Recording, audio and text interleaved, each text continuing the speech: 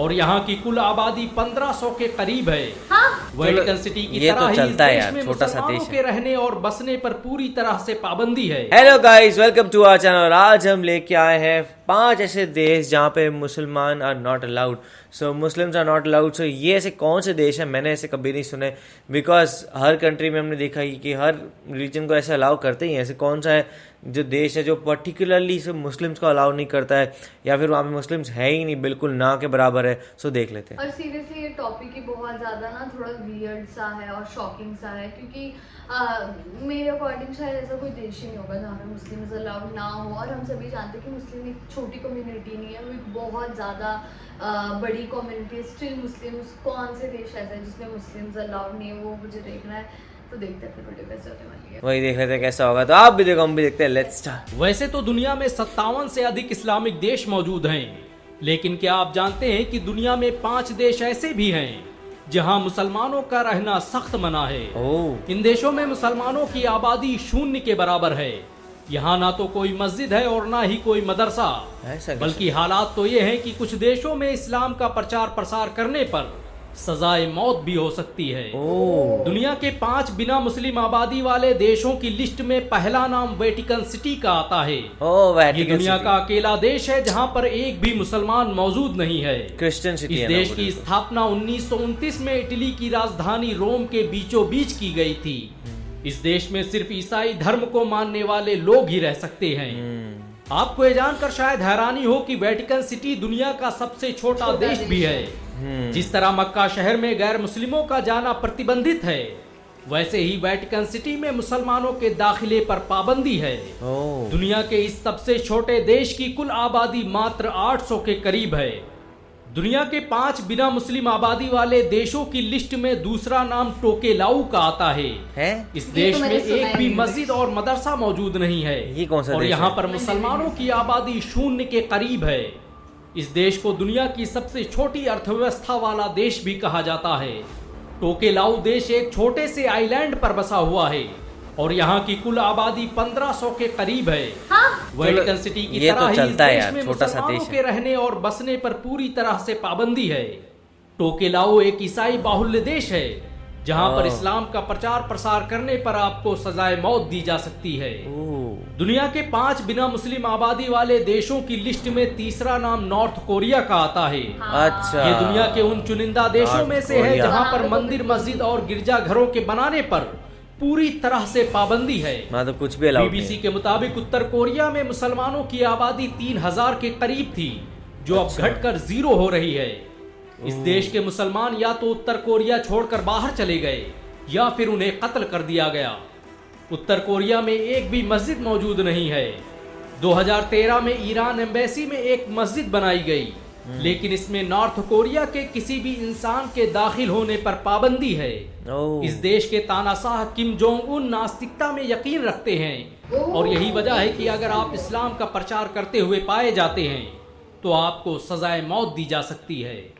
दुनिया के 5 बिना मुस्लिम आबादी वाले देशों की लिस्ट में चौथा नाम स्लोवाकिया का आता है। स्लोवाकिया दुनिया का अकेला देश है जहां पर एक भी मस्जिद मौजूद नहीं है।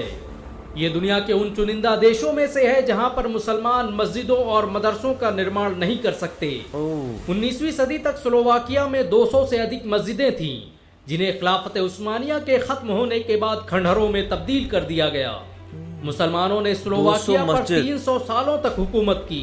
ये कई सौ सालों तक खिलाफत उस्मानिया का हिस्सा रहा, लेकिन आज हालात ये हैं कि यहाँ पर मुसलमान ढूंढने से भी नहीं मिलता।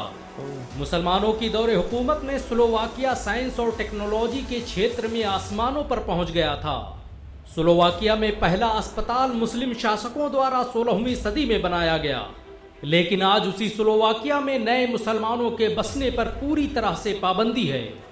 दुनिया के 5 बिना मुस्लिम आबादी वाले देशों की लिस्ट में 5वां नाम सोलोमन आइलैंड का आता है। इस देश में 900 से अधिक द्वीप मौजूद हैं।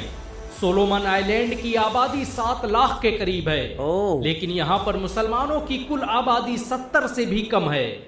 इतिहासकारों के मुताबिक ये वही मुसलमान हैं जिन्हें 1995 में तबलीगी जमात ने इस्लाम कबूल करवाया था। आज इस देश में खुलेआम इस्लाम के प्रचार प्रसार पर पूरी तरह से पाबंदी है। सोलोमन आइलैंड में सिर्फ एक छोटी सी मस्जिद है जिसे गिराने के लिए आंदोलन चलते रहते हैं। ओह खबरों के मुताबिक इस देश के ज्यादातर मुसलमान इस आइलैंड को छोड़कर दूसरे देशों में बस चुके हैं। इन सब के अलावा इस्टोनिया, ग्रीनलैंड, मोनाको जैसे कई देश ऐसे हैं जहां मुसलमानों की आबादी शून्य के बराबर है।